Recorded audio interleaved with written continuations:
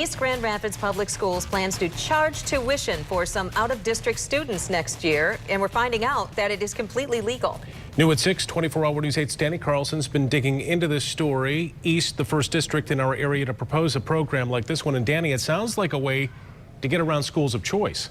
Well, you know what? I talked today to representatives from East Grand Rapids Public Schools, and they did not want to talk on camera about this. They didn't want me to record a phone conversation. But on their website, this is how the tuition costs will work. They'll take the cost to educate a student at East, which they say is $10,000 a year, minus what the state gives the district, minus what the state gives from the district that the student comes from. So if the student would have gone to GRPS, tuition would be $2,300 a year.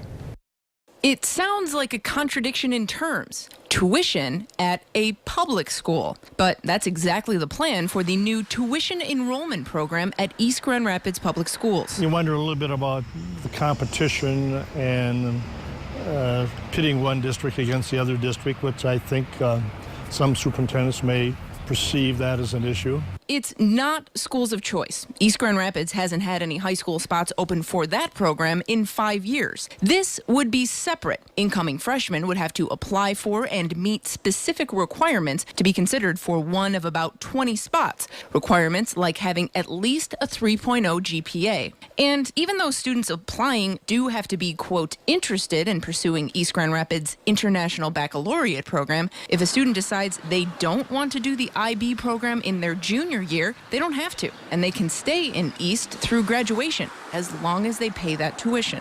Former GRPS superintendent and current GRCC trustee Bert Blakey says he questions how fair that public school price tag is. If people are going to have to pay over and above what the state would provide a regular student, that automatically, it seems to me, eliminates quite a few families who couldn't afford to pay that tuition. But says he does understand the logic behind it. It seems like we're another step in a new era where it's more competitive. I think districts are being kind of driven to find more and more ways to sustain their quality programs and sustain financial stability.